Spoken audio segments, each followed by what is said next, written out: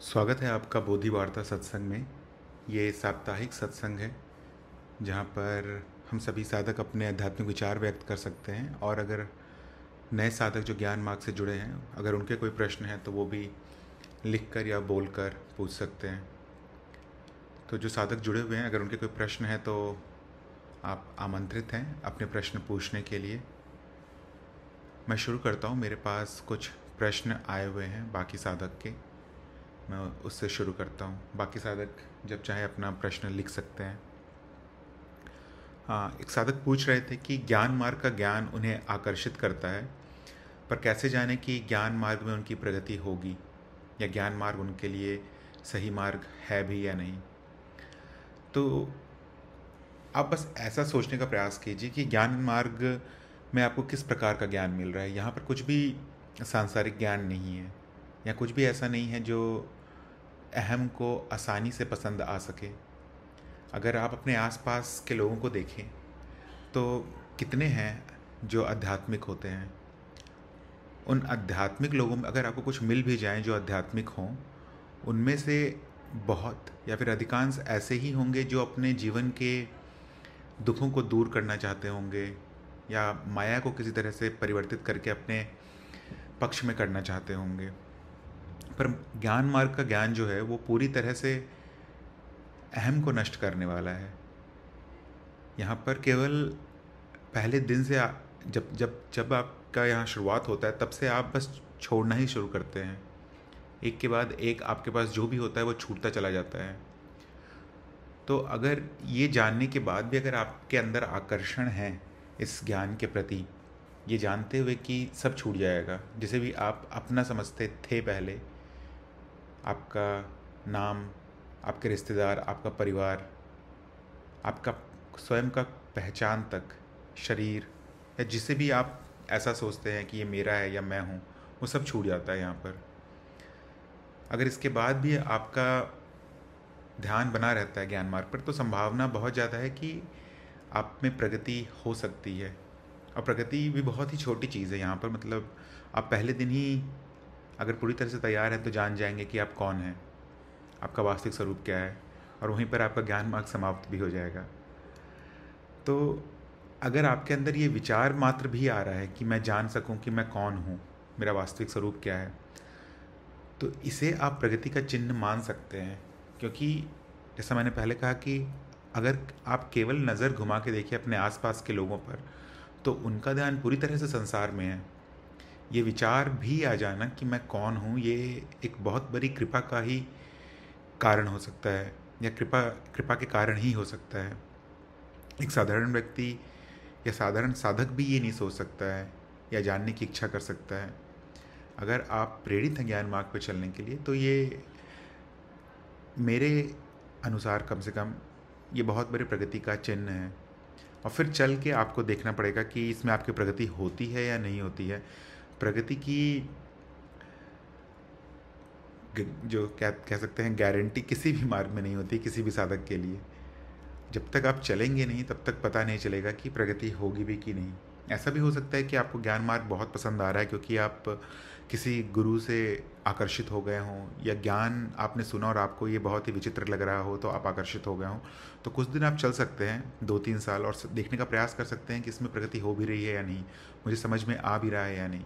अगर इस परिस्थिति में जब आप एक लंबा समय बिता दिए हों ज्ञान मार्ग में, तो और अगर आपकी प्रगति ना हो रही हो, तो गुरु से आपको सीधे सुझाव मिल जाएगा कि आपका अगला कदम क्या होना चाहिए, जहां आपकी प्रगति की संभावना और अधिक हो। तो मेरा यही कहना होगा कि अगर आप ज्ञान से आकर्षित हो रहे हैं तो चल के देखिए। चलने से ही पता चलेगा कि आपको सत्य मिलेगा या नहीं। आशा करता हूँ ये समझ में आया हो। अगर कोई और साधक कुछ पूछना चाहते हैं इस पर तो पूछ सकते हैं।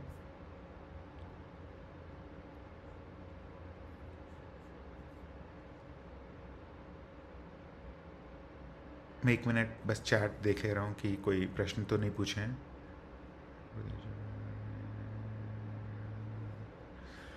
कोई प्रश्न नहीं है। अगर किसी कोई और साधक कुछ पूछना चाहते हैं तो पूछ सकते हैं। मैं तब तक अगले प्रश्न पे बढ़ता हूँ।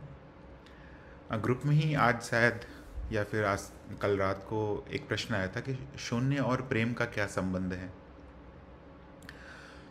तो शून्य जब हम शब्द इस्तेमाल करते हैं तो वो एक संकेत है अद्वैत की तरफ। वो संकेत है जहाँ पर अनुभव और अनुभवकर्ता का विलय हो जाता है और जानने वाला कोई रह नहीं जाता इस स्थिति में। जब यहाँ पर इस परिस्थिति में या फिर इस अवस्था में, अवस्था कहना तो सही नहीं होगा पर मान लीजिए ये अवस्था है, इस अवस्था में जहाँ पर अनुभव भी नहीं है और अनुभव करता भी नहीं है, केवल होना मात्र रह जाता है, तो प्रेम वहाँ पर नैसर्गिक रूप से मौजूद होता है। यहाँ तक कि ये भी कह सकते हैं कि द्वैत की अवस्था में जो अवस्था होती है वो प्रेम की ही अवस्था होती है, क्योंकि अगर आप किसी से द्वेष करते हैं तो द्वेष करने के लिए भी कोई और होना चाहिए। ऐसा हो सकता है कि कोई आपको पसंद हो, कोई आपको पसंद ना हो, जीव को कुछ अच्छा लगता हो, कुछ बुरा लगता हो, पर जब कोई है ही नहीं द्वैत की अवस्था में, तो आपका द्वेष होगा किससे, शत्रुता होगी किससे? स्वयं के साथ तो केवल प्रेम ही किया जा सकता है। अगर आप द्वैत की अवस्था में भी अगर आ जाएं तो जहाँ पर आप ये देख पाएँ कि आप अनुभव करते हैं और आपके सामने केवल अनुभव मौजूद है और ये अनुभव निर्जीव है, इसमें कुछ भी जानने की क्षमता नहीं है, सिर्फ एक के बाद एक घटना हो रही है और हमें ऐसा लगता है कि कोई दूसरा व्यक्ति है या कोई दूसरा जीव मेरे सामने खड़ा है। अगर ये जो वृत्ति है, जो विभाजन हो रहा है, अगर ये भी गिर जाए या इसके परे देख लिया जाए तो जो बचता है वो प्रेम ही होता है, क्योंकि प्रेम के अलावा उस अवस्था में कुछ और हो नहीं सकता है। शत्रुता भी करेंगे तो आप किससे करेंगे जब कोई है ही नहीं दूसरा यहाँ पर। जिसे भी आप अच्छा समझते हैं या अगर किसी व्यक्ति को अगर आप अच्छा समझते हैं या किसी को बुरा समझते हैं, द्वैत की अवस्था में आप यही पाएंगे कि वो सब आप ही हैं, उनके पीछे जो जानने वाला है वो आप ही हैं। और अद्वैत की अवस्था में ये जानने का भी जो जानने वाला है वो भी ख़त्म हो जाता है, तो कुछ नहीं बचता है उस अवस्था में, वहाँ केवल आनंद होता है। तो अगर शून्य से आप अद्वैत कहना चाह रहे थे तो इस अवस्था में केवल प्रेम या आनंद ही बचता है, ऐसा आप देख सकते हैं। यहाँ तक कि आप शून्य और आनंद को पर्यायवाची भी बोल सकते हैं इस अवस्था में। अगर इस पर कुछ पूछना है तो आप पूछ सकते हैं। आशा करता हूँ ये समझ में आया हो जो मैं बताया।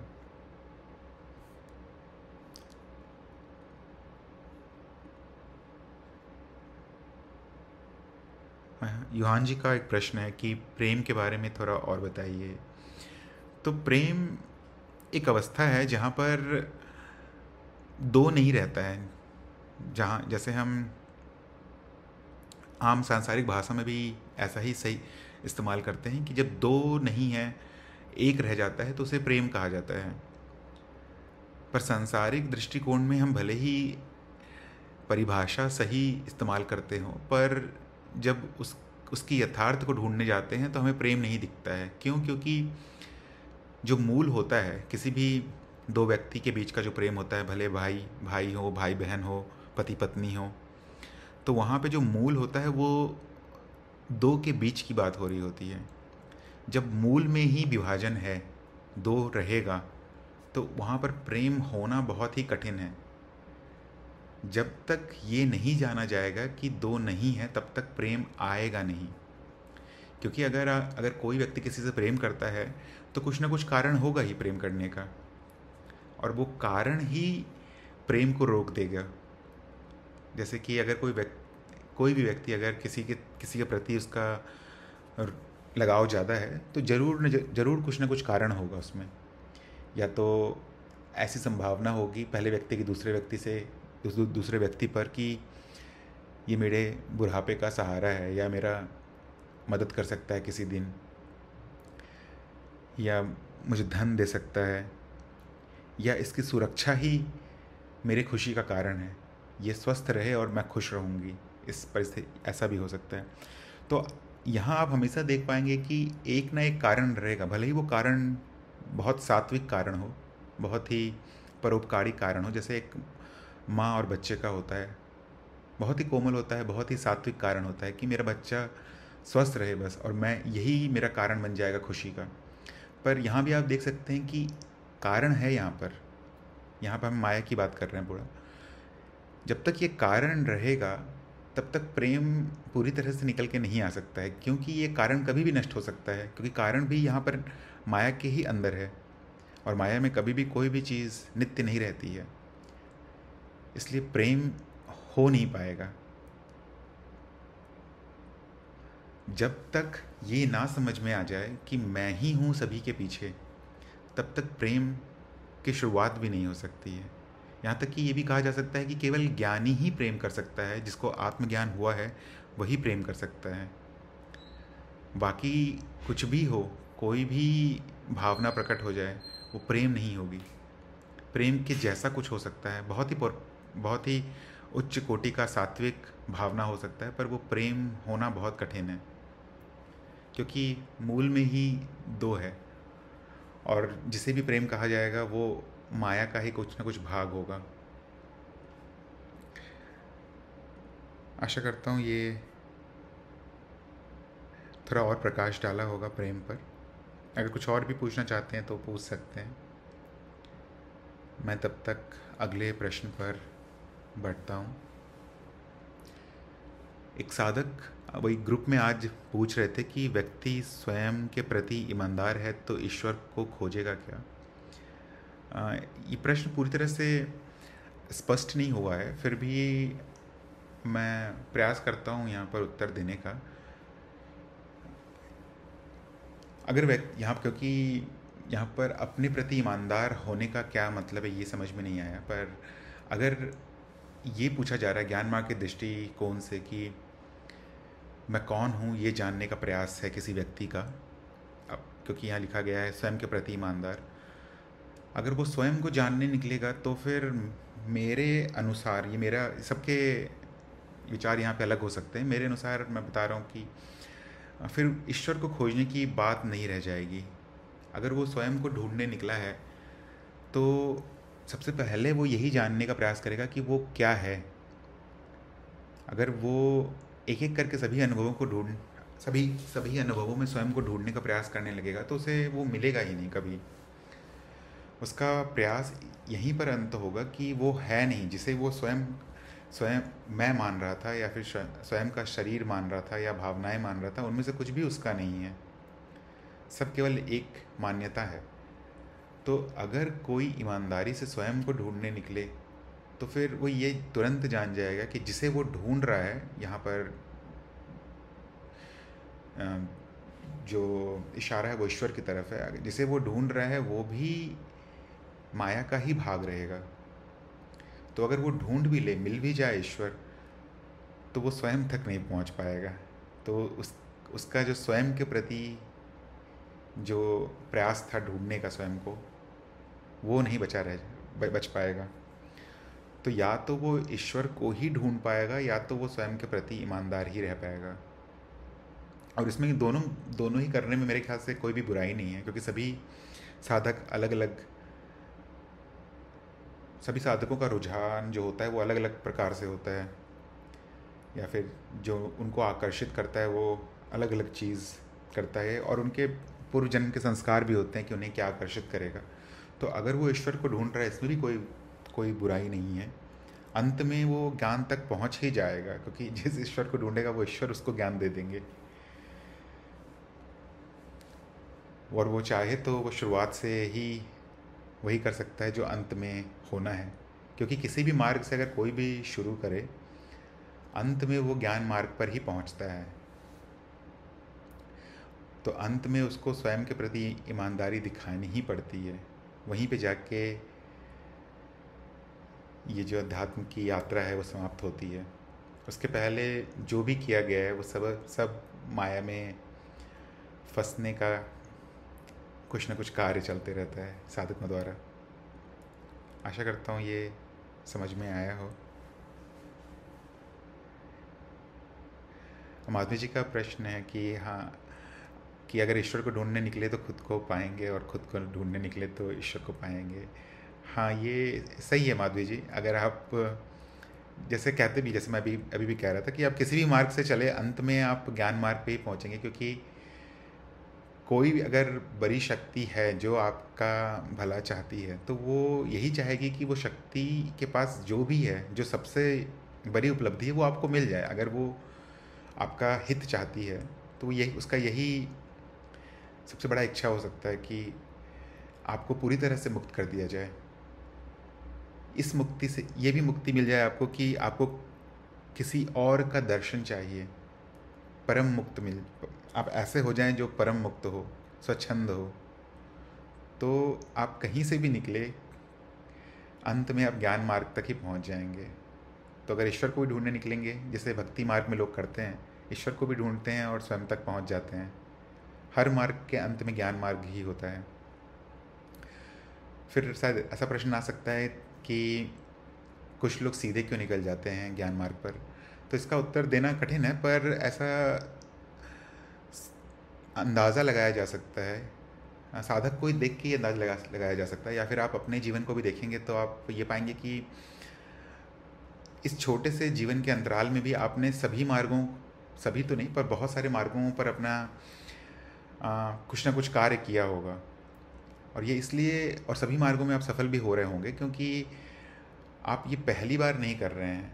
आप सभी मार्गों से होकर ही चल, कई जन्मों, ये जो यात्रा होगी कई जन्मों की होगी, सभी मार्गों से आप होकर गुजर चुके हैं। और कई जन्मों के बाद सभी मार्गों से गुजरते हुए, सभी घाट का पानी पीते हुए आप ज्ञान मार्ग तक पहुँचे हैं। तो ऐसा हो सकता है कि आप अपने जीवन के इस, कम से कम इस जीवन की शुरुआत में किसी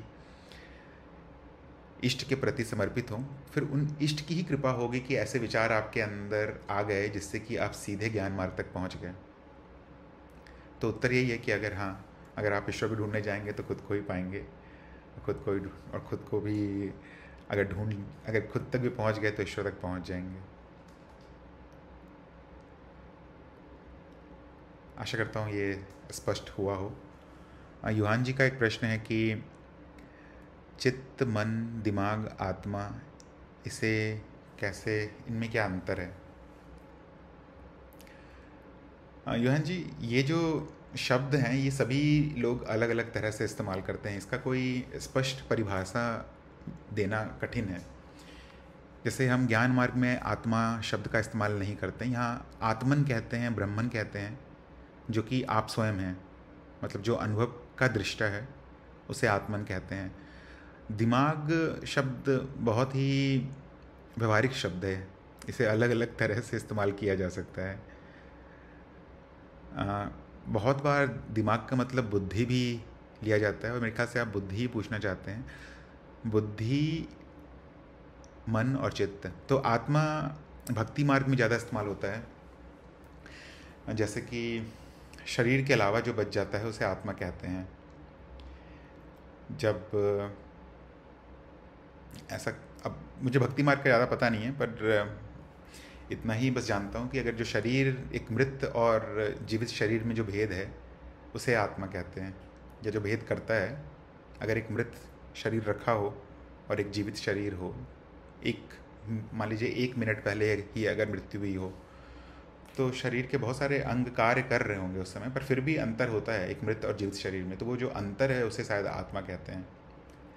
इसे आप कहीं और भी ढूंढने का प्रयास कीजिएगा, आत्मा किसे कहते हैं, पर ज्ञान मार्ग में इस शब्द का इस्तेमाल नहीं है। बाकी दिमाग और मन, ये दोनों शब्द पूरी तरह से व्यवहारिक हैं, इसका कोई भी किसी भी तरह से इस्तेमाल कर लेता है। दिमाग को बहुत बार बुद्धि की तरह इस्तेमाल किया जाता है, और बुद्धि एक वृत्ति है जो आपके पुराने अनुभवों पर आधारित होती है। अगर आपके पास अनुभव बहुत ज़्यादा हैं तो बुद्धि तेज़ चलती है, या फिर बुद्धि किसी निष्कर्ष तक जल्दी पहुंच पाती है, और इसे ही आम भाषा में कहते हैं कि दिमाग का तेज़ चलना। पर कोई भी व्यक्ति इसकी परिभाषा बदल सकता है, क्योंकि कहीं ऐसा है, क्योंकि सभी लोग अलग तरह से अलग सामाजिक परिवेश में बड़े होते हैं, और जैसे भी उनका सामाजिक परिवेश होगा वैसे उनकी परिभाषा हो जाएगी। मन शब्द भी योग में ही इस्तेमाल होता है, योग मार्ग में इस्तेमाल होता है। ज्ञान मार्ग में हम मन इस्तेमाल नहीं करते हैं, क्योंकि मन भी एक समूह है बहुत सारे अनुभवों का। बहुत सारे लोग हो सकते हैं या बहुत सारे साधक हो सकते हैं जो इच्छाओं को, स्मृति को, विचार को, भावनाओं को मन कह सकते हैं, और कोई व्यक्ति सभी मानसिक अनुभवों को, संवेदनाओं को भी जोड़ सकता है उसमें और मन कह सकता है। तो मन का भी कोई परिभाषा नहीं है। चित्त हम इस्तेमाल करते हैं ज्ञान मार्ग में। चित्त कहने का मतलब होता है कि वो स्मृति जिससे सभी अनुभव जो अभी आपको हो रहे हैं या जो भी अनुभव हो सकते हैं अनुभवकर्ता को, जिस भी स्मृति से आ रहे हैं उसे चित्त कहते हैं।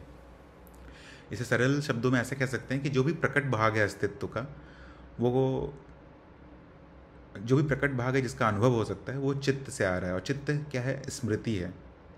और स्मृति कहाँ से आ रही है इसका कोई कारण नहीं है, बस है वो।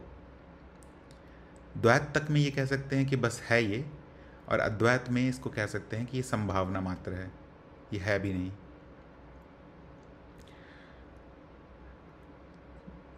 तो इन पर मैं इतना ही कह पाऊँगा, पर अगर कुछ और भी इस पर पूछना है तो फिर से पूछ सकते हैं। माधवी जी फिर से पूछ रही थी कि जो वास्तविकता में एक ही है। हाँ माधवी जी, अंत में यही पता चलता है कि मैं ही वो ईश्वर था जिसे मैं ढूंढ रहा था। अंत में यही बस पता चलेगा कि मैं बस अज्ञान में चला गया था। इस कारण से मैं स्वयं को बहुत ही छोटा मान लिया था और स्वयं को ही ढूंढने निकल पड़ा था।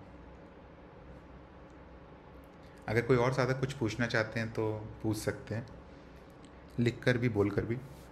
मैं तब तक अगले प्रश्न पर चलता हूँ। एक साधक पूछ रहे थे कि जब सभी सांसारिक सत्य सापेक्ष है तो सत्य बोलने की सलाह क्यों दी जाती है? हाँ, ये बहुत अच्छा प्रश्न है कि मैं अनुभव करता हूँ और मेरे सामने अनुभव घट रहे हैं, तो क्या ज़रूरत है सत्य बोलने की या झूठ बोलने की, या मुझे हिंसक नहीं होना है ऐसा क्यों है, और अहिंसा के पथ पे ही क्यों चलना है, क्योंकि वो सभी तो अनुभव है। ये तभी प्रश्न आएगा जब आप अपने आप को अभी भी माया का भाग समझ रहे हैं, क्योंकि सत्य असत्य या फिर हिंसक अहिंसक होना एक जीव के दृष्टिकोण से मतलब रखता है। अनुभवकर्ता के दृष्टिकोण से बस एक अनुभव मात्र ही है वो। आप सत्य बोलने का अगर अनुभव दिखे या असत्य बोलने का अनुभव दिखे, अनुभवकर्ता के लिए वो केवल एक अनुभव है। पर फिर भी हम सलाह यही देते हैं, या फिर ज्ञान मार्ग में, या ज्ञान मार्ग ही क्या, सभी मार्गों में यही सलाह दी जाती है कि सत्य के पक्ष में रहने के लिए। उससे क्या है, कम से कम जब तक ज्ञान परिपक्व ना हो तब तक अगर आप झूठ बोल रहे हैं तो ऐसा होगा कि अहम बलशाली हो सकता है ज़्यादा। अहम को ऐसा लग सकता है कि मैं ही सत्य हूँ और मुझ में ये क्षमता भी है कि मैं माया को बदल सकता हूँ झूठ बोलकर। या फिर जैसे कोई व्यक्ति हो सकता है जो झूठ बोलकर अपना काम निकलवा रहा हो, तो उसे यही लगता रहेगा कि मैं ये कर रहा हूँ, और जितना वो ऐसे कार्य करेगा उतना उसका ज़्यादा अहम प्रभावशाली हो जाएगा। तो जो सात्विक कार्य करने की सलाह दी जाती है वो इसलिए दी जाती है ताकि अहम से जो संपर्क स्थापित है या फिर अहम से जो आसक्ति हुई है इस जीव की, वो नष्ट होने लगे या कम से कम छूटने लगे। क्योंकि अगर हर समय एक जीव जो है वो अहम के प्रति ही समर्पित रहेगा तो ज्ञान में आगे बढ़ पाना कठिन हो जाएगा उसके लिए। ज्ञान में तभी कोई आगे बढ़ सकता है जब पहले उसे स्वयं का पता हो कि वो कौन है, और उस ज्ञान में अपने आप को बना के रख सकें। जैसे ही आप ज्ञान में रहेंगे तो आपको सभी अनुभव दिखने लगेंगे, पर अगर आप फिर माया में हस्तक्षेप करने लगे तो फिर आप जीव वापस से हो जाएंगे। मतलब आप द्वैत में रहने का प्रयास कर रहे थे, पर आपकी एक छोटी सी गलती से आप वापस से निचले स्तर पे आ जाएंगे, माया के स्तर पे आ जाएंगे, और आपका लक्ष्य है अद्वैत तक जाना। पर जैसे ही आप प्रयास करना शुरू करते हैं वैसे ही आप फिसल के नीचे चले जाते हैं। और ये जैसे यही छोटा सा जो उदाहरण है, झूठ बोलने का उदाहरण, इससे भी हो सकता है, क्योंकि यहाँ पर बुद्धि, अहम, सब मिलकर यही निष्कर्ष निकालेगी कि ये जो जीव की मान्यता स्थापित है वो सत्य है, पर ऐसा है नहीं वास्तविकता में। तो जितना आप निधिध्यासन करेंगे, ज्ञान होने के बाद जितना आप ज्ञान में रहने का प्रयास करेंगे, उतनी आपकी प्रगति की संभावना बढ़ती चली जाएगी। प्रगति कहने का मतलब है उतना आपका वापस से ज्ञान में रहने की क्षमता बढ़ती चली जाएगी। आप जितना रहेंगे उतना, एक तरह से ये एक्सरसाइज जैसा है। जैसे कोई व्यक्ति जाता है व्यायामशाला में या फिर मान लीजिए जिम्नेजियम जाता है, तो जितना वो एक्सरसाइज करते जाता है उतना भारी वजन उठा सकता है वो। तो जितना आप ज्ञान में रहने का प्रयास करेंगे उतना ही आपकी क्षमता ही बढ़ती चली जाएगी। पर जैसे ही आप फिसल के नीचे चले जाएंगे और आप माया को भी नियंत्रित करने का प्रयास करेंगे, जो कि आप कर नहीं रहे हैं, पर ऐसा जो भ्रम पैदा हो रहा है उस भ्रम को सत्य मान लेंगे, तो आप अच्छे जीव बन सकते हैं, एक सफल जीव बन सकते हैं। पर फिर सफल ज्ञानी होना कठिन हो जाएगा। इसलिए सलाह यही दी जाती है कि सत्य की तरफ रहें, वहाँ बुद्धि कम चलेगी और आप ज्ञान में ज़्यादा स्थापित रह सकते हैं। कम से कम नकारात्मक बुद्धि कम चलेगी और आप ज्ञान में स्थापित रह पाएंगे। आशा करता हूँ ये समझ में आया हो। कमलेश जी का एक प्रश्न है, इसका मतलब ज्ञान से ही जो विवेक से ज्ञान और अज्ञान का भेद, तो बुद्धि की तरफ ही इशारा है। स्वयं के अपरोक्ष अनुभव से तो सब समझ में आता है, आत्मज्ञान से तो सब समझ में आता है।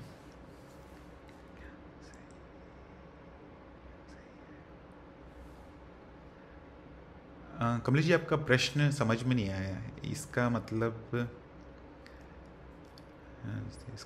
ज्ञान से ही। प्रणाम। हाँ कमलेश जी बोलिए। प्रणाम प्रवीण जी। हंस जो अपना हंस देह जो होती है, काफी बार हंस का बहुत जगह वर्णन मिलता है, लेकिन जो अपना ज्ञान मार्ग है उसमें भी हंस देह या हंस आत्मा शब्दों का काफी प्रयोग हुआ है। लेकिन गुरुदेव के यहाँ पर तो इसको थोड़ा अलग ही मतलब है। लेकिन बात यह है कि हंस देह भी कुछ ऐसा है क्या, कुछ कि हंस देह भी है जिसमें मेरे को तो इतना ही समझ में आता है कि हंस देह वो नीर क्षीर का विवेक ही है, ज्ञान ही है, जो अज्ञान को नष्ट कर देता है। वो अपने मूल स्वरूप में आत्मज्ञान में ही स्थित रहता है। वही मेरे को निकल करके आ रहा है समझ में। बस मैं इतना ही जानना चाह रहे थे, इस पर थोड़ा प्रकाश डालें आप। धन्यवाद। धन्यवाद अपना प्रश्न समझाने के लिए। तो जो हंस कहा जाता है वो एक तरह से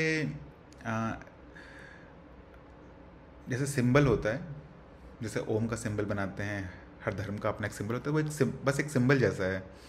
उसका जो इशारा है वो यही है, जो हंस के साथ कहानियाँ जुड़ी हुई हैं कि हंस दूध और पानी अगर उसको दे दिया जाए तो वो दूध पी लेता है और पानी छोड़ देता है पूरा। या फिर अगर उसको कुछ भी खाने के लिए दिया जाए तो वो मोती पसंद करता है। तो जो इशारा होता है वो यही है कि वो हमेशा ही ज्ञान की तरफ रहता है, मतलब सत्य की तरफ रहने का प्रयास करेगा। और सत्य क्या है? वो आपका जो वास्तविक स्वरूप है। वो कीचड़ में भी रहे, कीचड़ कहने का मतलब है अगर ऐसे सामाजिक परिवेश में भी रहे जहाँ पर सभी लोग पूरी तरह से संसारिक है, जहाँ ज्ञान का कुछ भी बात ना होता हो, जहाँ सभी चीज़ तामसिक हो, फिर भी वो हंस है तो वो सात्विकता के तरफ ही रहेगा। कभी भी कुछ ऐसा नहीं हो सकता है जो उसके ज्ञान को हटा सके या डिगा सके। तो जब किसी को हंस कहा जाता है तो बस वो यही एक तरह से इशारा होता है कि ये ज्ञान में स्थापित साधक है।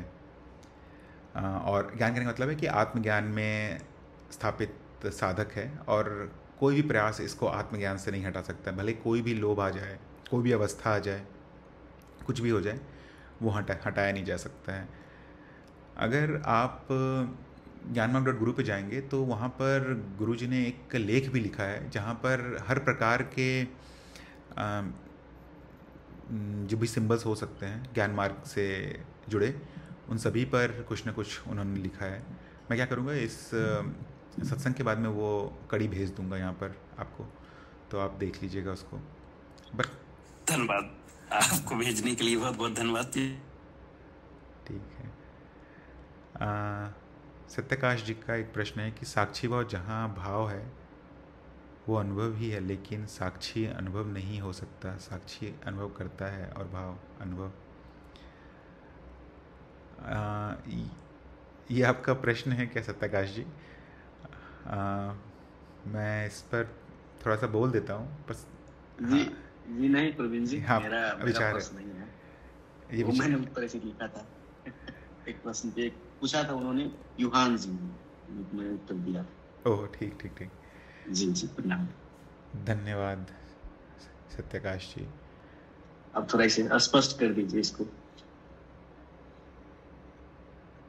साक्षी भाव जहाँ पर, हाँ तो इसमें ध्यान नहीं दिया किसका प्रश्न था। युहान जी का प्रश्न था पहले, शायद डिलीट हो गया है वो।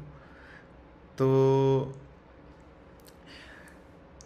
ऐसा ही एक प्रश्न था मेरे पास भी आज, तो धन्यवाद पूछने के लिए।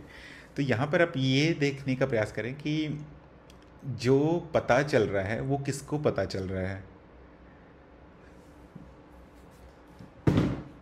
हर परिस्थिति में जो भी अनुभव होगा उसका पता अनुभवकर्ता को ही होगा, पर जो ये ज्ञान प्रकाशित हो रहा है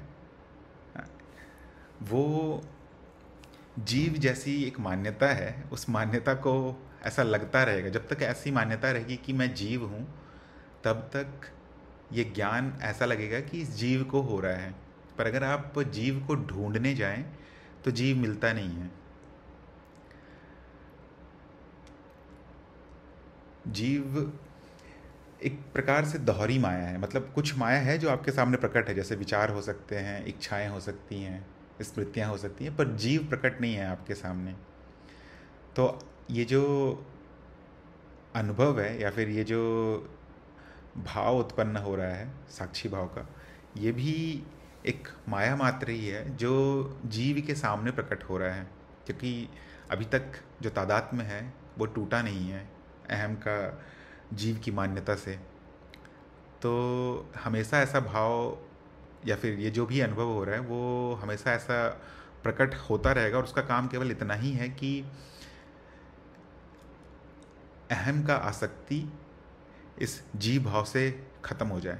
क्योंकि आप ये तो देख पाएंगे जब भी भावनाएं विपरीत होंगी या फिर भावनाएं उत्तेजित होंगी, तो आप ये देख पाएंगे कि अहम की भावना उस समय बहुत ही प्रकाशित हुई रहती है, आप अहम को आसानी से देख पाएंगे। पर जीव के साथ कैसे ये जुड़ी हुई है ये समझ में नहीं आएगा। अगर आप साक्षी भाव में रह पा रहे हैं तो ये जो भावना, ये जो भी तादात्म्य है, जिस तरह की भी तादात्म्य है अहम और जीव का, वो अपने आप ही छूट जाएगा।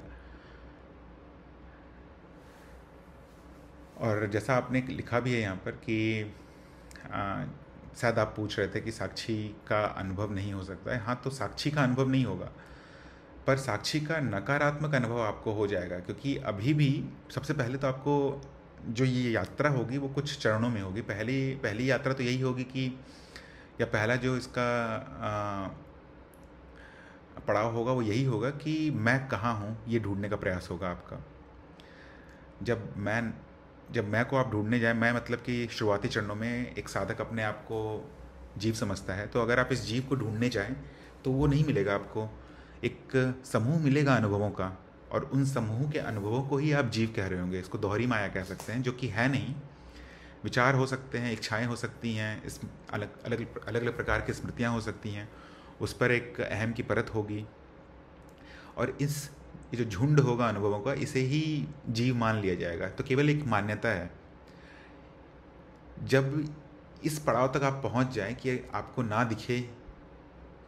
आपको दिखे ना यहाँ की कोई भी जीव है, तो फिर आपकी दूसरी पड़ाव की यात्रा शुरू हो जाएगी, जहाँ पर फिर आप ढूंढने निकलेंगे कि अगर जीव है नहीं तो कौन है जिसे पता चल रहा है सभी चीज़।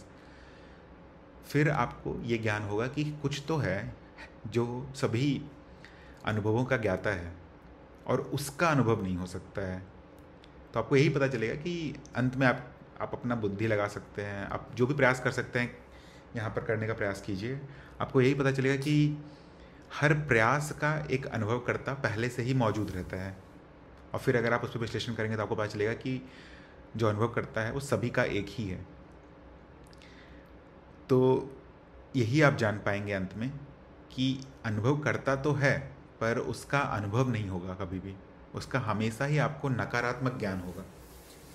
नकारात्मक ज्ञान कहने का मतलब है कि वो ज्ञान जिसका अनुभव ना हो। दो ही प्रकार से ज्ञान हो सकते हैं, सकारात्मक, नकारात्मक। जैसे अगर विचार उठ रही हैं तो वो सकारात्मक ज्ञान, सकारात्मक अनुभव हो सकता है, पर अनुभवकर्ता का जो अनुभव होगा, जो ज्ञान होगा, वो हमेशा नकारात्मक अनुभव कहलाएगा, उसका कभी भी कोई ज्ञान नहीं हो सकता है आपको। आशा करता हूँ इसको थोड़ा मैं स्पष्ट किया हूँ, पर अगर योहान जी अगर इस पर आप कुछ और भी पूछना चाहते हैं तो पूछ सकते हैं।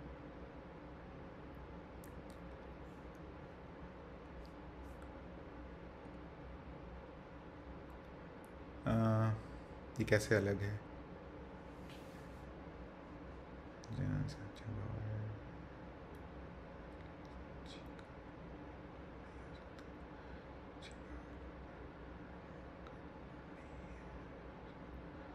हाँ, आप जो यहाँ पूछ रहे हैं कि क्या क्या साक्षी भाव अनुभव करना नहीं है, सोचना है।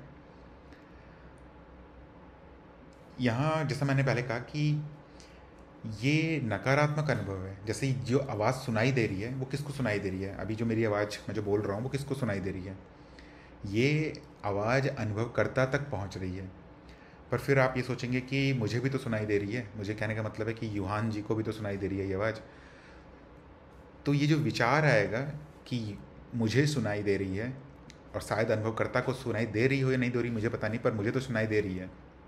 तो ये विचार भी एक अनुभव है जिसका कोई और दृष्टा पहले से मौजूद है।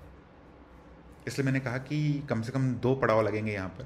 पहले पड़ाव में आप ये प्रमाणित करने का प्रयास कीजिए कि कोई है क्या, मतलब कोई जीव जैसा कुछ है क्या, या यूहान यहाँ पर है क्या। अगर ढूंढने निकलेंगे तो आपको यूहान नहीं मिलेगा। हम झुंड मिल सकते हैं, बहुत सारे अनुभवों का एक समूह होगा, पर यूहान नहीं मिलेगा। और फिर स्वाभाविक है, फिर आप दूसरे पड़ाव की तरफ बढ़ जाएंगे, क्योंकि पहले पड़ाव में आपको कुछ नहीं मिला। तो वहाँ पर आपको यही दिखेगा कि अनुभव करता है। तो अनुभव, साक्षी भाव अनुभव करना नहीं कह सकते हैं इसको, इसे कह सकते हैं कि ज्ञान में रहना है। और ज्ञान किस चीज़ का? कि कोई है जो सभी चीज़ों का अनुभव करता है। यहाँ सोचना भी ऐसा कुछ है नहीं, क्योंकि आप पहले ही सोच लिए होंगे। सोचने का मतलब यहाँ पे पहले ही आप प्रमाण ढूंढ चुके होंगे कि जीव नहीं है, अनुभव करता है, और एक ही है वो। तो सोचने का जो कार्य है वो आप पहले ही कर पाएंगे साक्षी भाव में आने से पहले ही। तभी आप साक्षी भाव आपका कुछ क्षण के लिए भी स्थापित होगा।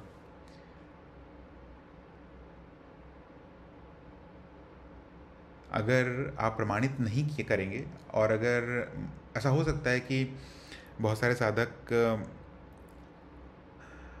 शुरुआत में जब श्रवण कर रहे हों तो मान लिया, केवल वो मान ले इस चीज़ को कि अनुभव करता है, तो ये टिकेगा नहीं, ये फिर भाव टिकेगा नहीं।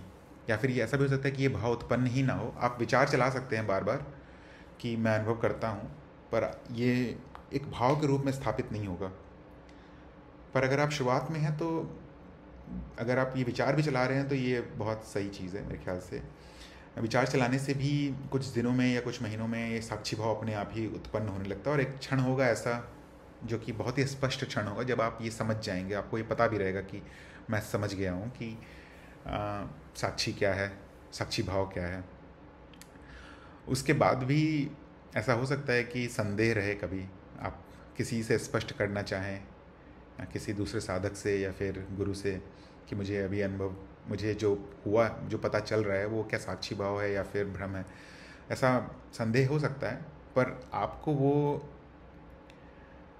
जो वो घटना है, जो जिस समय आपको ये समझ में आ जाएगा कि मैं शरीर नहीं हूँ, मैं इसका दृष्टा हूँ और इन सभी अनुभवों का दृष्टा हूँ, वो आपको पता रहेगा निश्चित तौर से। वहाँ कोई संदेह, वहाँ पर उस घटना का कोई संदेह नहीं रहेगा। बाद में भ्रम आते रहेंगे, और आपको जब ये भ्रम आ रहा होगा तब भी आप वापस से ज्ञान में आने का प्रयास करेंगे तो आप यही देखेंगे कि ये जो भ्रम का भी दृष्टा है वो मैं हूँ, और मैं पहले से ही हूँ। आप ये समझ जाएंगे। तो जो अगर सीधे सीधे कहना हो तो साक्षी भाव अनुभव करना नहीं है, बस ज्ञान में रहना है, और यहाँ कुछ सोचना भी नहीं है, क्योंकि जो सोचना चल रहा होगा वो उसका भी पहले से एक दृष्टा बना रहेगा। अगर इस पर कुछ पूछना है युहान जी तो पूछ सकते हैं। आशा करता हूँ ये समझ में आया हो।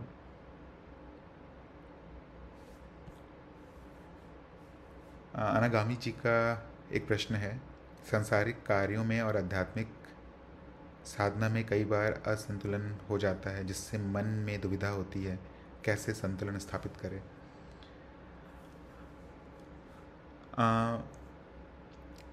इसे थोड़ा स्पष्ट करेंगे क्या अनागामी जी? आप बस संतुलन का क्या कहना चाहते हैं? आप ये कहना चाहते हैं कि साक्षी भाव चला जाता है उस समय, या फिर कुछ गलत कार्य हो जाता है?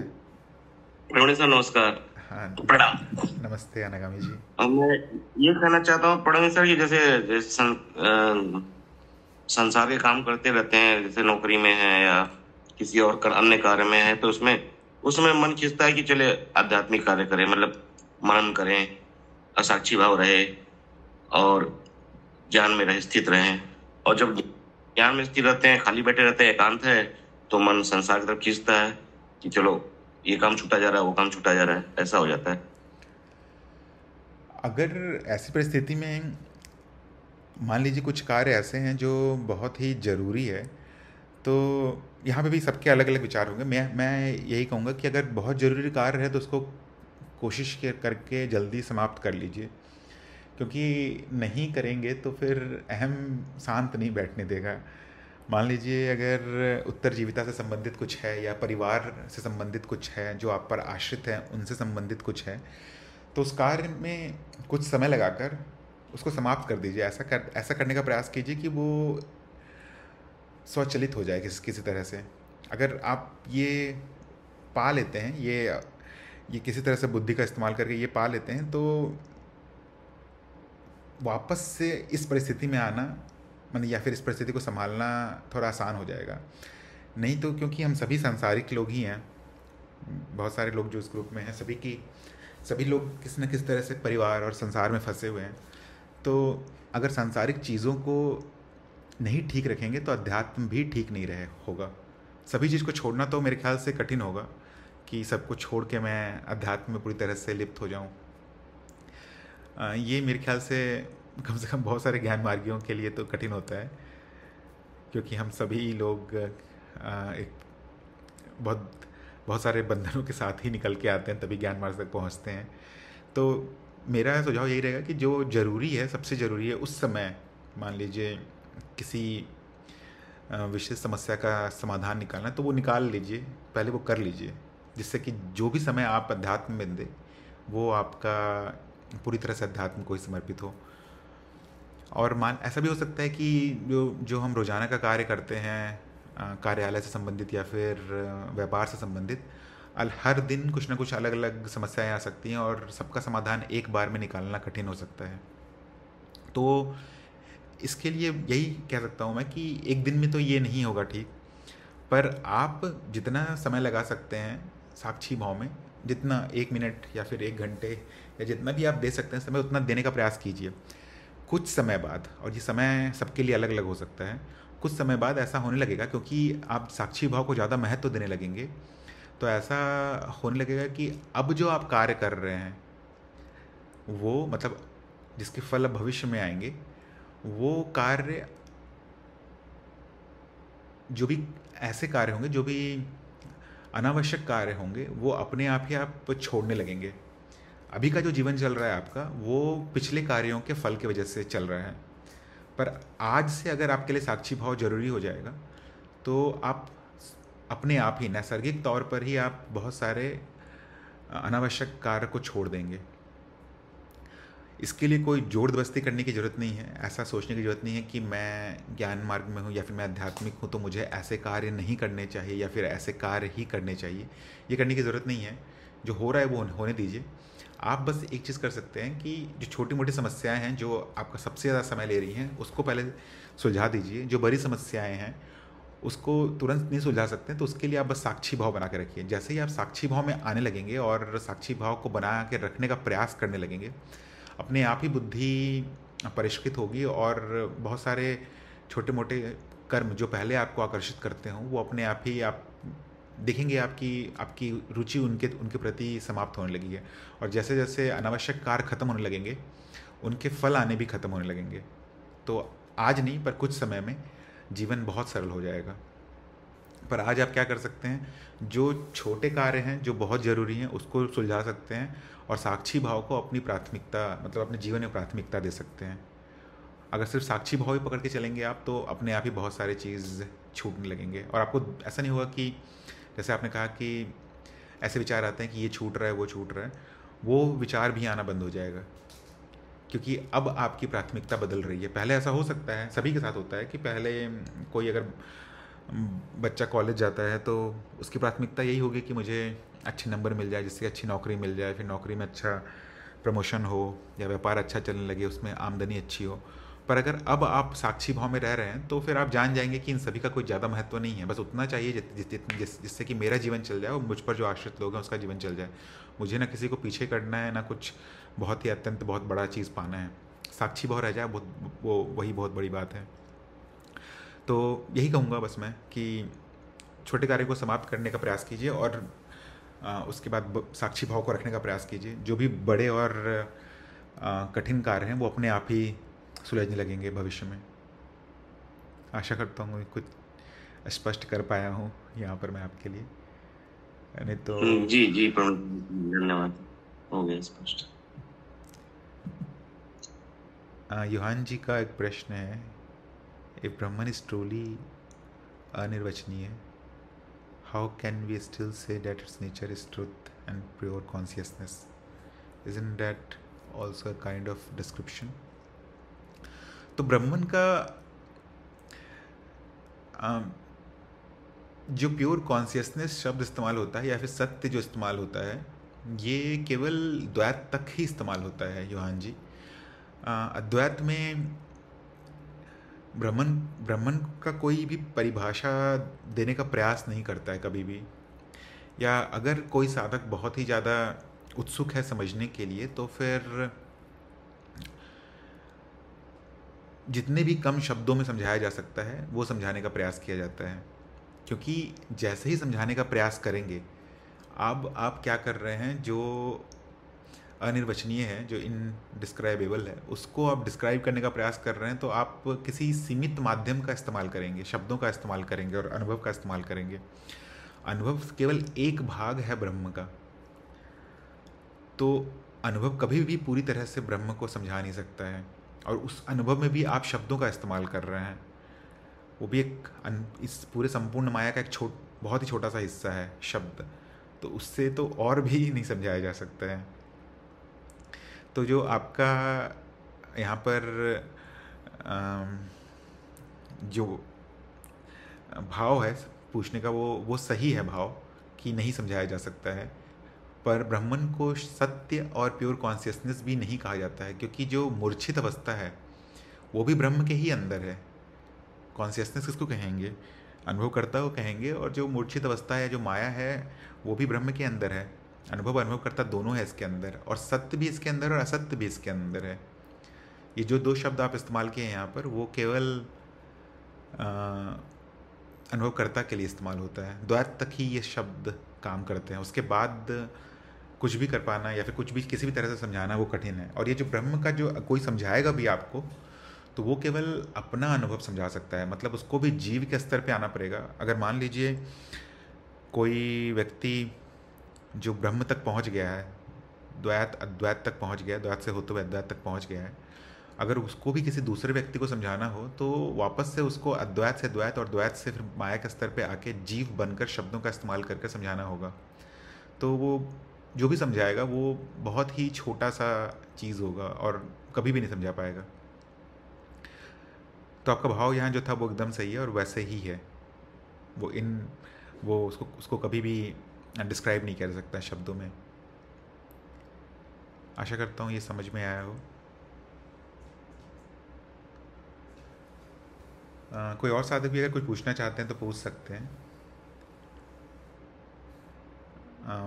जो मेरे 5वें और 6वें प्रश्न थे वो इसी अनागामी जी और युहान जी पहले ही पूछ चुके हैं, तो मेरे आज के प्रश्न समाप्त हो गए हैं। अगर कोई और साधक कुछ पूछना चाहते हैं तो बोलकर भी पूछ सकते हैं अभी, नहीं तो हम आज का सत्संग समाप्त करते हैं। सत्संग में जुड़ने के लिए सभी साधकों को धन्यवाद।